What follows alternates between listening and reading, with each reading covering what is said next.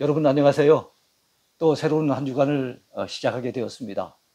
하나님께서 날마다 우리의 생명을 연장시켜 주시고 또 삶의 기회를 또 허락해 주시고 특별히 말씀을 가까이 하면서 은혜 받을 수 있는 그런 시간들 주신 것 참 감사하지요. 오늘도 말씀 안에서 함께 힘을 얻고 은혜 받는 시간이 됐으면 좋겠습니다. 지난 주간에는 우리가 함께 히브리서를 공부했는데요. 이번 주간은 야고보서를 같이 공부하면서 은혜를 나누길 원합니다. 자, 온라인 성경대학 오늘 260강을 맞이하게 됐습니다. 망원경으로 보는 야고보서 첫 번째 시간, 주제는요, 야고보가 전한 서신, 이런 주제로 함께 말씀의 은혜를 나누겠습니다. 자, 야고보서 들어가기입니다. 자, 먼저 서론적인 부분을 살펴봐야 되겠죠. 제일 먼저 살펴볼 것은 명칭입니다. 왜 야고보서를 야고보서라고 할까요? 야고보서의 헬라어 원전의 명칭은 야고보의 서신, 이렇게 되어 있는데요. 야고보서의 명칭은 발신자의 이름을 따라 붙여진 명칭입니다.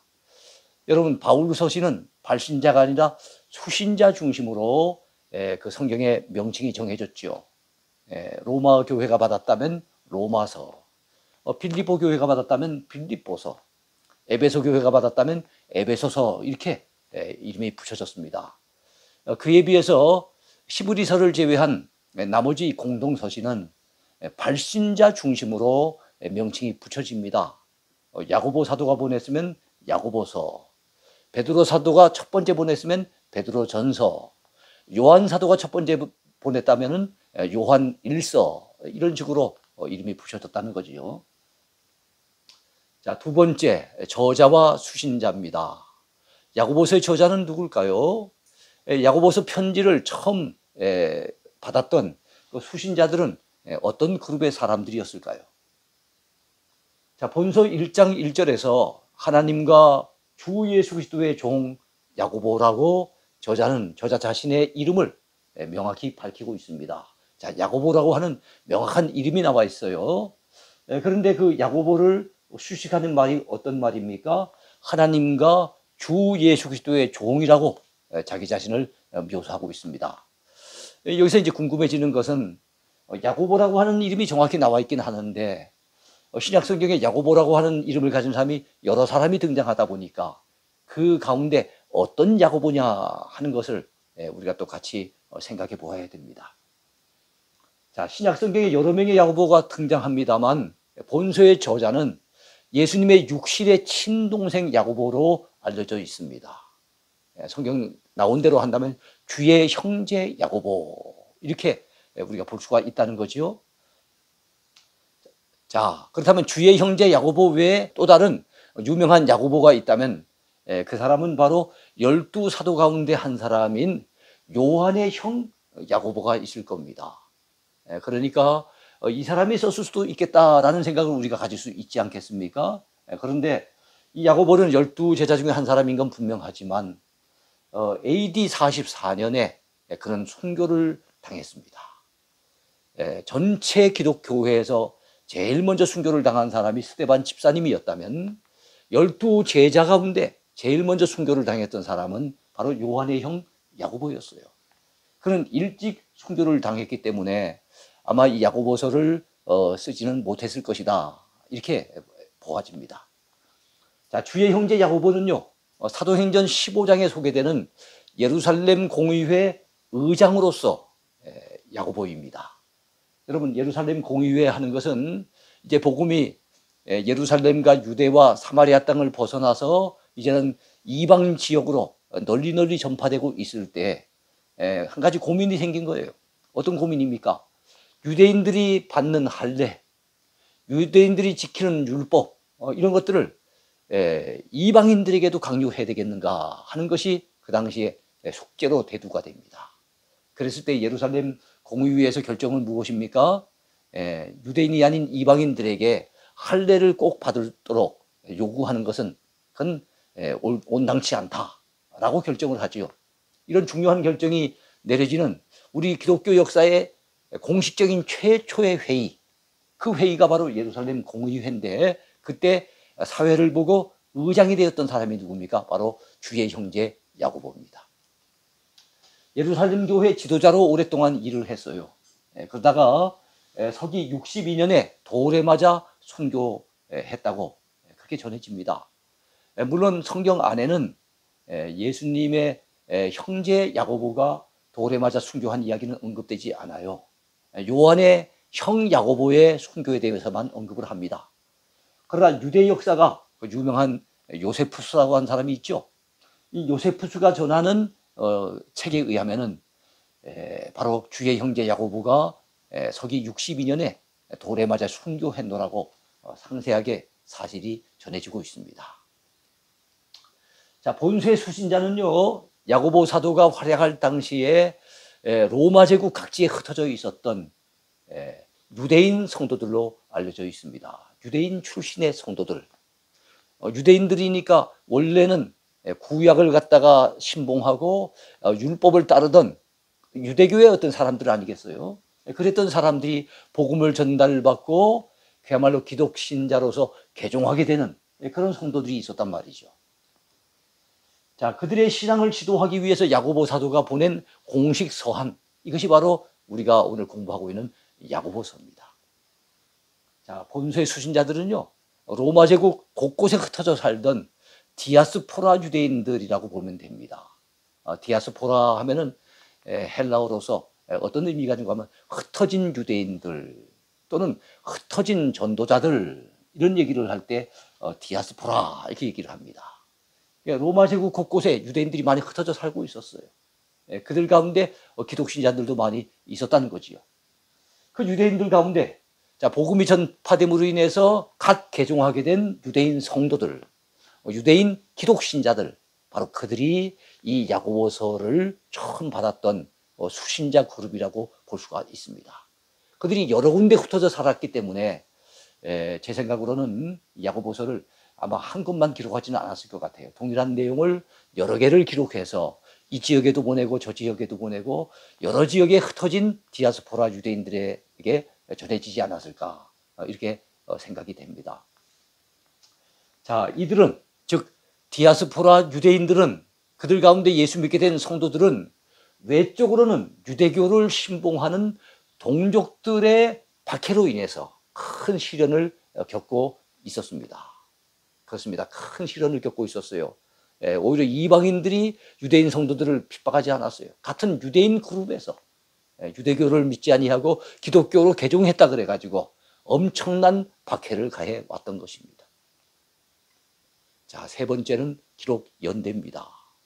자, 여러분, 기록자는, 이 저자는 주의 형제 야고보라면, 또 수신자는 이곳저곳 로마 제국 곳곳에 흩어져 살던 디아스포라 유대인 성도들이라면, 그렇다면 이 야고보서가 언제 기록되었겠는가 하는 그 기록 연대에 대해서 우리가 또 관심을 가져야 되겠죠. 자, 본서의 기록 연대는요, 유대교와 기독교 간의 첨예한 갈등이 대두되던 시기입니다. 자, 그 가운데 AD 49년, 서기 49년에 있었던 중요한 사건이 있었지요. 그게 무엇이겠습니까? 아까 야고보 사도가 의장을 맡았던 예루살렘 공의회, 우리 기독교 역사상 최초의 공식 회의 열렸던 그 때가 바로 서기 49년도인데, 이 서기 49년 이전에 기록된 것으로 보여져요. 그래서 서기 46년에서 49년 그 사이에 기록된 것이 아니겠는가, 이렇게 추측하고 있습니다. 자, 네 번째, 중심 주제입니다. 중심 주제가 가장 중요하겠지요. 우리가 주제를 알고 그 주제를 파악하고 그 성경을 읽으면은 그 성경의 이해가 훨씬 수월해지고 빨라집니다. 그러나 주제를 간파하지 못하고 그 성경을 읽어나가면 그 이해하기가 쉽지 않아요. 그래서 중심 주제를 바로 알고 그 성경을 읽는다는 것은 우리에게 굉장히 필요한 일이고 유익한 일입니다. 자, 야고보 사도는요, 로마 제국 곳곳에 흩어져 살던 유대인들 가운데 복음을 받아들여서 각 개종한 성도들에게 이 본서를 기록해서 보냈던 것입니다. 자, 그들은 기독교 신앙에 대한 체계적인 교육을 아직 받지 못했던 사람들이에요. 그러니까 이 복음에 대한 이해가 아직도 부족합니다. 기독교적인 올바른 어떤 그 교리나 가치관을 아직 알지 못하고 있는 분들이에요. 여전히 유대교 신앙 습관에서 온전히 벗어나지 못하는 그런 가운데 있었기 때문에 그들의 신앙 행태 가운데는 잘못된 부분, 고쳐져야 될 부분들이 많이 있었다는 거죠. 자, 유대교 신봉자들처럼 신앙의 실천 없이 말로만 경건을 부르짖을 뿐만 아니라, 자, 유대인들 가운데 대표적인 인물들, 우리 바리새인들을 생각해 보세요. 바리새인들, 예수님에게 지적받았던 가장 큰 죄악이 뭡니까? 겉으로 형식만 꾸며서 믿는 척하는, 잘 믿는 척 보이는 이런 외식에 대해서 예수님은 아주 신랄하게 비판하셨던 것을 우린 잘 알고 있잖아요. 유대교 울타리 안에 살다 보니까 개종한 유대인 성도들 가운데도 말로는 경건을 얘기하고 있는데 신앙의 실천적인 부분에서는 온전히 경건한 모습을 잃어버리고 살아가는 자들도 많이 있었다는 거예요. 단지 여러분 그 믿음으로만 구원을 얻는다는 교리, 우리 기독교의 가장 중요한 교리 중에 하나 아니겠습니까? 우리의 구원론에 있어서 우리는 믿음으로 구원받는다고 믿잖아요. 오직 예수님을 구주로 믿음으로 구원받는다고 하는데 바로 이런 교리를 지나치게 강조한 나머지 예수님을 마음으로 믿으면 구원받는데 무슨 삶이 그리 중요하냐, 실천적인 부분이 뭐 그리 중요하냐 생각하면서 실천적인 신앙생활을 매우 등한히 하는 그런 자들도 바로 그들 가운데는 많이 있었다는 거예요. 그러니까 믿음으로 구원받는 교리를 잘못 해석하고 오해하는 그런 자들이 있었다는 겁니다. 거기에 더해서 로마 제국의 박해를 피하기 위해 기독신자의 신분을 숨기고 살아가는 그런 자들도 많이 있었다는 거예요. 기독신자인 것이 겉으로 드러나게 되면은 혹시 붙들릴까 봐, 혹시 붙들려서 매를 맞고 감옥에 갇히고 까딱 잘못하다 보면은 목숨을 잃게 될까 봐 두려운 거예요. 그래서 마음으로 믿으면 되니까, 믿음으로 구원받는다 그랬으니 마음으로 믿으면 되지 꼭 무슨 삶을 통해서 예수 믿는다는 것을 보여줘야 되는 것은 아니지 않겠는가, 이렇게 생각을 하고 자기가 기독신자인 것을, 그 신분을 숨기고 살아가는 자들이 많이 있었다는 거예요. 야고보 사도는 이것을 잘못된 모습으로 본 겁니다. 신랄하게 비판하고 있는 거예요. 진정한 믿음은 그것이 아니라는 거예요. 진정한 신자라면 자기가 예수 믿는다는 것을 당당하게 삶을 통해서 나타내고 표출하고 보여줘야 된다는 거죠. 자, 그들은 이 땅에서의 행복을 추구하기 급급해서 로마 제국 전역을 두루 다니면서 장사를 해서 그들이 추구하는 게 뭡니까? 이 땅에서 행복을 위해서 재물을 추구하는 거예요. 그래서 재물의 축적에만 관심을 쏟고 신앙생활은 대충 하는 사람들, 신앙생활은 등한시하면서 살아가는 사람들이 많이 있었던 것 같아요. 그래서 야고보 사도는 야고보서 4장 같은 데서 또는 5장 같은 데서 이런 잘못된 부분에 대해서 아주 신랄하게 비판하면서 바른 믿음에 대해서 강조하고 있는 겁니다. 종합해 본다면 그 당시 유대인 성도들 가운데 어떤 이들이 이 잘못된 신앙 행태를 띠게 되는 경우가 많이 있었는데, 이 잘못된 신앙 행태를 띠게 된 이유, 그 이유가 몇 가지 있어요. 그 이유를 한번 살펴볼까요? 자, 그것은 첫 번째, 유대교의 율법적 형식에 매여서 여러분 외식하던 과거의 영향, 과거의 습관, 그것이 남아있었기 때문에 그들이 잘못된 신앙 행태를 나타내게 됐다 하는 것이죠. 여러분 기독교 신자가 되어도 우리 한국에서 보면 여전히 샤머니즘적인 요소를 가지고 믿는 사람들도 있고요, 유교적인 영향 또는 불교적인 영향을 가지고 믿는 사람들도 있는 것을 보잖아요. 그것처럼 그 당시 유대인 성도들 가운데는 유대교의 영향과 그 습관이 그대로 남아있어서 믿기는 믿는다고 하는데 아직까지도 잘못되게 왜곡되게 신앙생활하는 사람들이 많이 있었다는 거예요. 자, 두 번째입니다. 왜 그들이 잘못된 신앙 행태를 나타내게 됐을까요? 그 이유가 무엇일까요? 그것은 행위가 아니라 오직 믿음으로 구원받는다는 그 교리를 오해했기 때문이에요.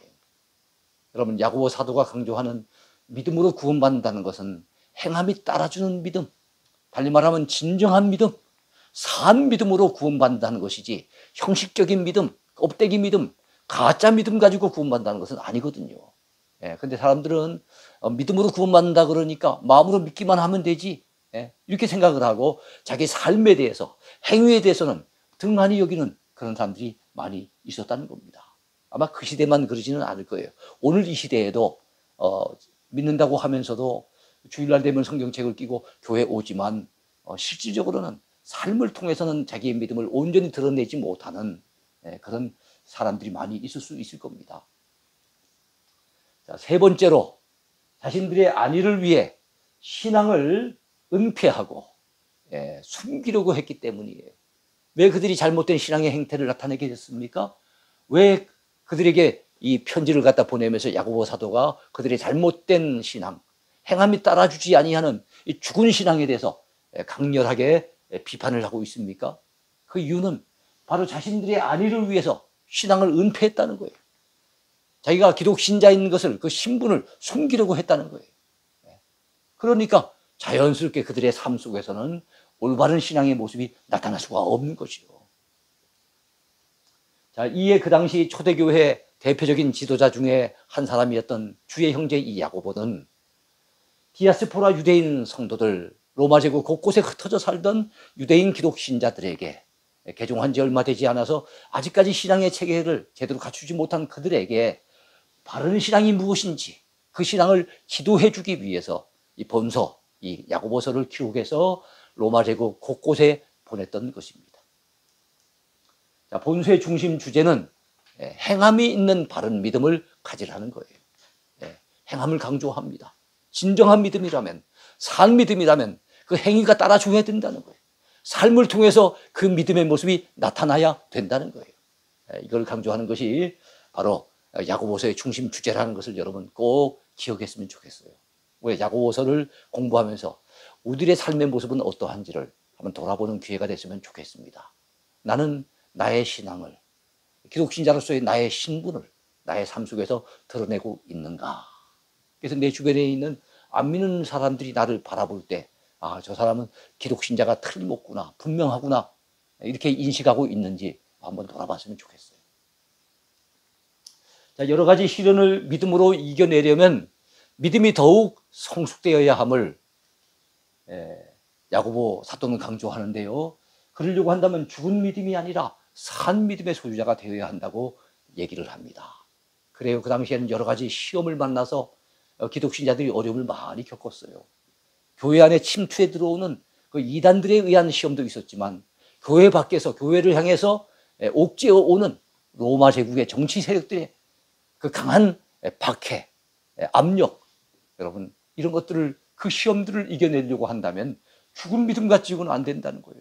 껍데기 믿음 가지고는 안 된다는 거예요. 살아있는 생명이 있는 그런 믿음의 소유자가 돼야 된다는 것을 야고보 사도는 강조하고 있는 것입니다. 자, 다섯 번째 핵심 요절입니다. 여러분, 야고보서의 핵심 요절은 어떤 성경 구절일까요? 여러분, 야고보서는 신행일치의 말씀이잖아요. 본서에서 야고보 사도는 진정한 믿음이란 단순히 입으로 고백하는 데서 그치는 그런 믿음이 아니라 구체적인 일상의 삶 속에서 믿음의 행위가 나타나야 함을 거듭 강조하고 있잖아요. 그래서 믿음과 행위가 일치돼야 된다. 그래서 신행일치를 강조하고 있는 것이 야고보서 아니겠습니까? 자, 믿음이 있노라 하면서 행함이 없다면 그것은 자신의 믿음이 거짓된 것임을, 가짜 믿음인 것을 스스로 폭로하는 것이 된다고 야고보 사도는 그런 의도를 가지고 이 서신을 기록한 것입니다. 자, 아까도 말씀드렸지만 신행일치를 야고보 사도는 강조하고 있어요. 신행일치를 강조하는 이 본서의 핵심 요절은 여러분 야고보서 2장에 나타납니다. 2장, 행함이 없는 믿음은 죽은 것이라고 규정하고 있는 그 2장에 2장 17절과 2장 22절 말씀이 야고보서 전체를 관통하는 가장 중요한 요절이라고 볼 수 있겠습니다. 자, 이와 같이 행함이 없는 믿음은 그 자체가 죽은 것이니라. 이게 바로 2장 17절 말씀이에요. 야고보서에서 정말로 중요한 말씀입니다. 행함이 없는 믿음은 그 자체가 죽은 것이다. 달리 말하면 진정한 믿음은 행함이 따라주는 믿음이다 하는 겁니다. 자, 내가 보거니와 믿음이 그의 행함과 함께 일하고 행함으로 믿음이 온전하게 되었느니라. 이건 2장 22절 말씀인데요. 17절과 22절 말씀, 이 두 구절이 야고보서를 관통하는 가장 중요한 중심 주제를 담고 있는 그런 구절이라고 보여집니다. 자, 여섯 번째 책의 특징입니다. 야고보서는 어떤 특징을 지니고 있을까요?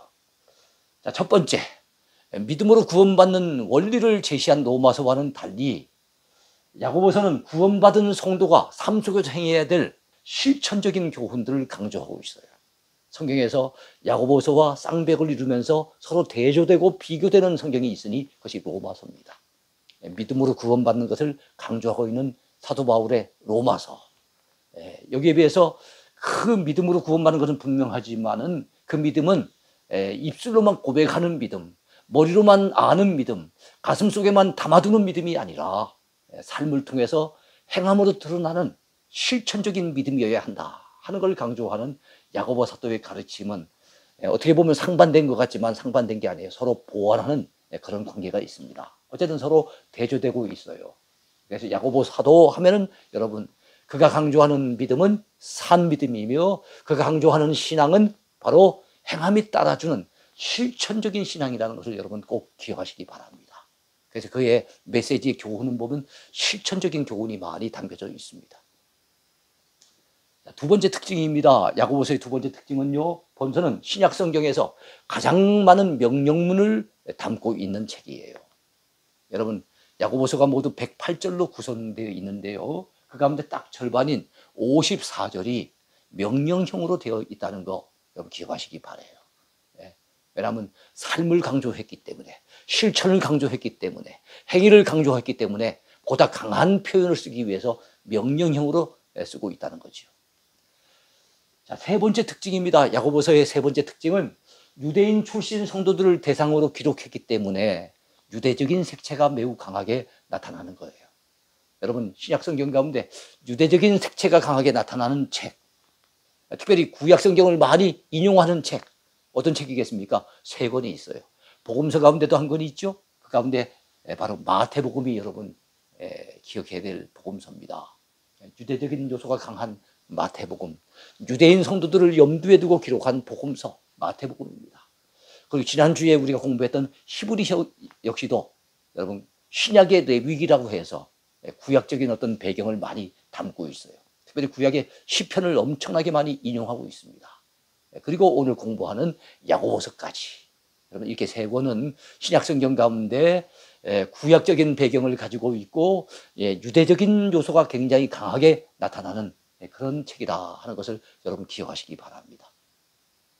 네 번째 야고보서의 특징이 있습니다.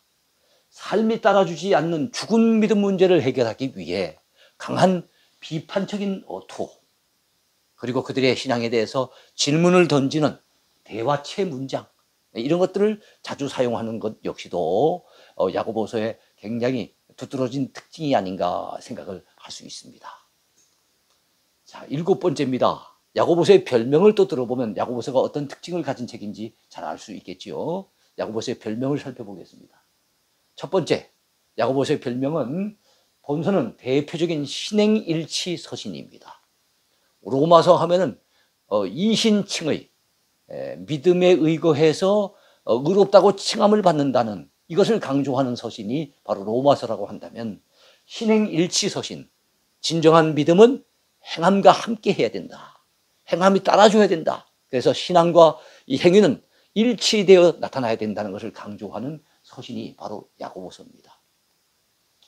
자, 믿음을 삶 속에서 행하는 실천적인 교훈을 강조하는 이 본서이기 때문에 야고보서는 신약의 잠언이라고도 불리기도 하고요, 신약의 아모스라 불려지기도 합니다.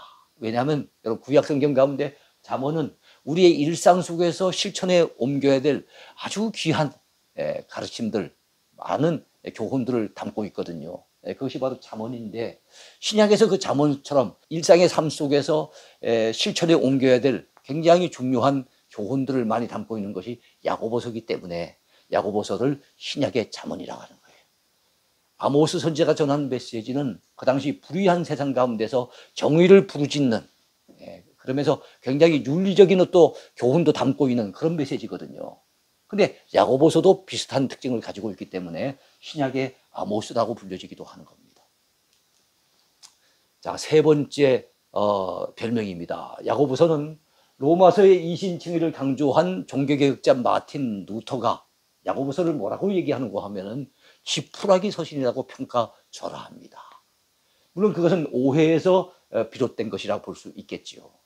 여러분, 왜 지푸라기 서신이라고 합니까? 야고보서는 그만큼 어떤 가치가 떨어지는 서신이라는 거예요. 로마서와 비교한다면 이신칭의 믿음으로 구원받는다는 로마서를 그 마틴 루터는 굉장히 중요한 서신으로 굉장히 좋게 평가하는 반면에 행위를 갖다 은근슬쩍이 강조하는 것 같은 이 야고보 사도가 전한 이 야고보서는 대단히 문제가 좀 있다 이렇게 보고 지푸라기 서신이라고 별명을 붙이면서 평가절하했던 것을 우리가 알 수 있어요. 그래서 이 지푸라기 서신이라고 하는 별명은 별로 그렇게 달갑지 않는 좋지 못한 별명이긴 해요. 물론 이것은 오해에서 비롯된 마틴 루터의 오해에서 비롯된 그런 별명이라 볼 수 있겠습니다. 자, 마지막 여덟 번째 구조 분석입니다. 야고보서는 어떤 구조로 이루어져 있을까요? 자, 야고보서를 전 후반부로 나눈다면 전반부는 1장부터 3장까지입니다. 행함이 따르는 믿음, 행함이 따르는 믿음, 이런 주제로 살펴볼 수 있을 거예요. 자, 그 가운데 1장부터 3장까지입니다만 1장 전반부에 있는 내용은요, 시험을 만난 디아스포라 성도들에 대한 격려입니다. 그 당시 디아스포라 성도들, 흩어진 유대인 성도들은 시험을 만났어요.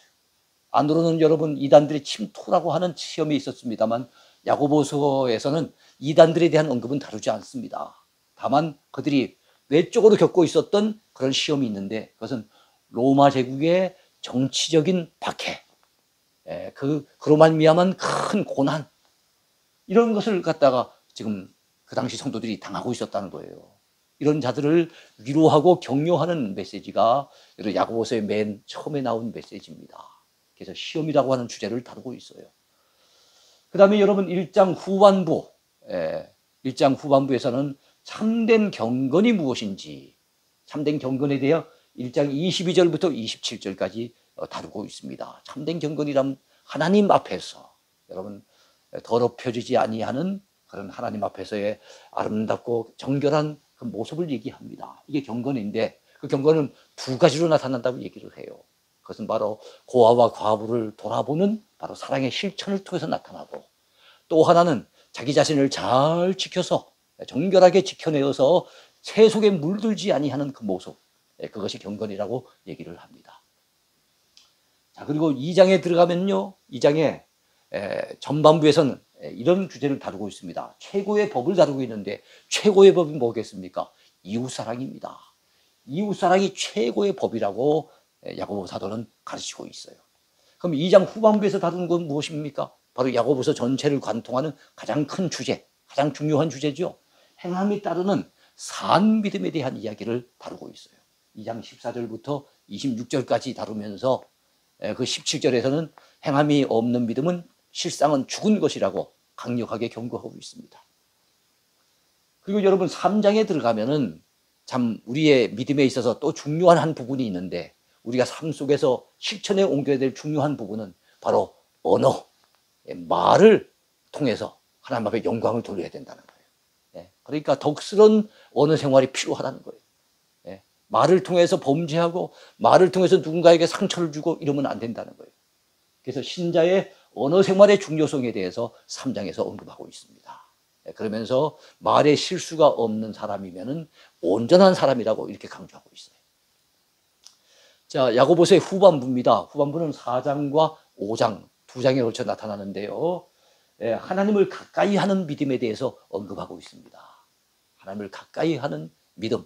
자, 하나님을 가까이 하려면 어찌 돼야 되겠습니까? 4장 전반부에서는 세상과 벗된 것이 하나님의 원수가 된다고 경고하고 있습니다. 세상을 가까이 해서, 세상을 사랑해서 세상에 버시돼서는 안 된다는 거예요. 그것은 곧 하나님의 원수가 되는 행위라고 여러분 경고하고 있는 거예요. 그러면서 주님의 뜻대로 행하는 삶이 정말 하나님을 가까이 하는 삶이라고 얘기하는 겁니다. 내일의 어떤 인생을 갖다 설계하는 것도, 계획하는 것도 꿈을 꾸는 것도 다 주님의 뜻대로 행하는 삶이 되어야 된다는 거예요. 즉 하나님 없는 성공을 꿈꾸고 하나님 없는 행복을 갖다 꿈꾼다면 그는 하나님의 뜻을 저버린 잘못된 삶이라는 것을 강조하고 있어요. 특히 부하려고 하는 자들에게 경고를 줍니다. 5장 초반부에서는 부하려고 하는 자들, 말세의 재물을 쌓으려고 하는 자들, 그들에 대한 강력한 경고의 메시지를 담고 있는 것이 5장의 전반부의 내용이에요. 자, 5장까지 이루어지는 야고보서의 5장의 후반부 내용이 야고보서의 맨 마지막 가르침인데요. 그것은 바로 이런 고난을 당한 유대인 성도들, 큰 시험을 만난 이들이 그 시험을 이겨내고 그 고난을 견뎌내고 끝까지 승리하려고 한다면 무엇이 필요합니까? 인내가 필요하고, 내가 인내하는 것은 또 내게 한계가 있으니 나의 힘이 연약할 때 무엇해야 되겠습니까? 하나님 앞에 매달려 기도해야 되겠죠. 그래서 인내와 기도에 대한 가르침이 야고보서의 마지막 가르침이라고 보시면 되겠어요. 그래서 우리는 이렇게 시험을 만났지만, 이렇게 극한 고난 가운데 있지만 주님 바라보고 인내해야 된다는 거. 구약의 선지자들을 본받으라고, 욥의 그 인내를 본받으라고 강조합니다. 그리고 기도에 대해서 강조하면서 엘리야를 갖다 언급하죠. 엘리야는 우리와 성정이 같은 사람이지만 그가 기도로 큰 역사를 이룬 것을 강조하고 있어요. 그렇습니다. 여기까지가 야고보서의 내용인데요. 오늘 야고보서 서론을 생각해 봤습니다만은 여러분 은혜가 됐는지 모르겠습니다. 야고보 사도가 강조하는 것처럼 우리도 입술로만 믿는 사람, 머릿속으로만 믿는 사람, 가슴속으로만 간직한 신앙, 우리 여기에 머물러서는 안 되겠습니다. 우리의 신앙이 이런 잘못된 모습에서 벗어나서 삶을 통해서 우리의 신앙을 드러내고 표출하고, 그래서 우리가 기독 신자인 것을 불신자들 앞에서도 당당하게 고백하고 하나님 앞에 영광을 돌리며 사는 그런 저와 여러분의 하루하루의 삶이 되기를 축복합니다. 감사합니다. 하나님의 꿈이 나의 비전이 되고 예수님의 성품